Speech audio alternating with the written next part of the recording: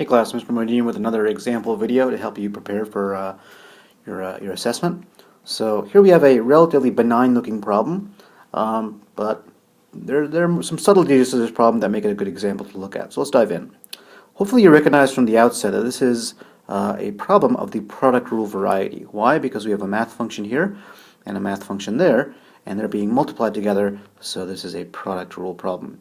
So hopefully by now you have the product rule safely memorized. So the derivative of a product, f times g, would be f prime g plus f g prime. And I recommend you list out your ingredients and put them in the recipe as needed. So f is just x squared, f prime is just 2x, g is e to the x squared power, and record scratch, hold on a second, e to the x squared, we've got to be careful here with g prime.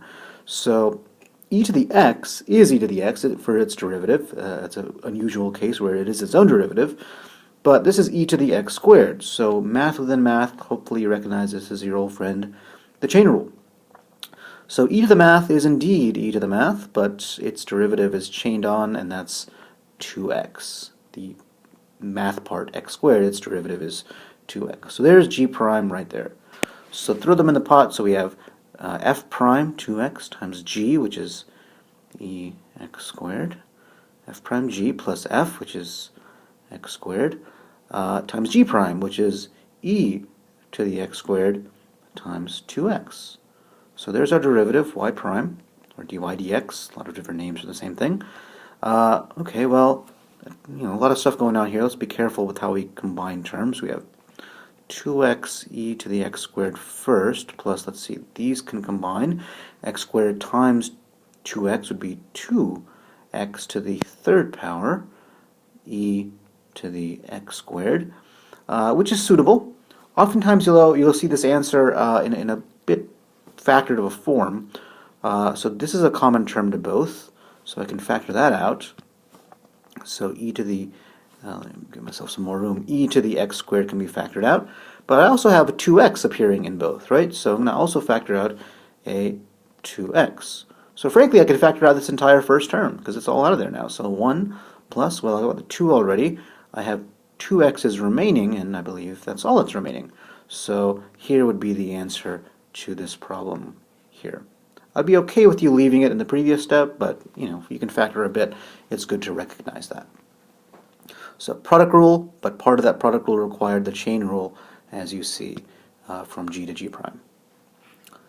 Another example, very much unrelated, or well, they're all related in a sense, but not quite as algebraic as this, is doing the chain rule from a table. So we did one of these in class, but I wanted to give you another example just so you had some ample opportunity to play around with this idea. So let me make this photo a little bit larger. Okay. So here we have a table. The screenshots here are kind of hard to read, so let me rewrite it here. We have h of x, and h is defined as f of g of x. So hopefully an alarm bell is going off in your head. Hey, this is going to involve the chain rule, isn't it? So we're asked to find h prime of 2. That's our question, h prime of 2. So since h is a composite function, it's a math function, f of x, containing another g of x, we know that its derivative, h prime, is going to be the following. This is just the chain rule by definition. So derivative of the outside evaluated at the inside, and then chain on the derivative of the inside. So there is h prime strictly by rule.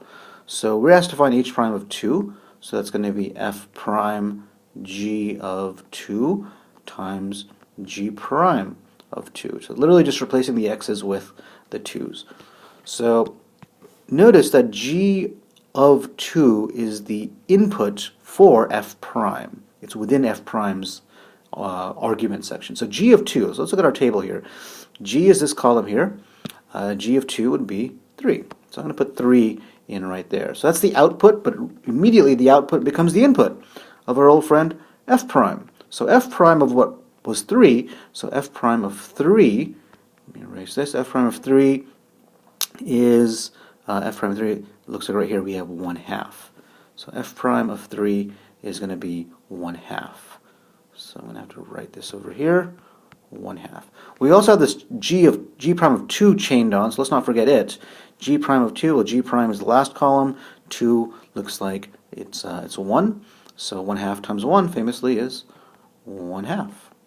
So even without explicitly given the function, given limited table data here, we can carefully use the chain rule and the fact that this literally is the chain rule, and the output and the input sort of switch places in a sense, not quite like an inverse, but there's a relationship between the chain rule and inverses we'll find out in the future. But there you go, another example with a table. Hope you get the sense of this, and hope this helps.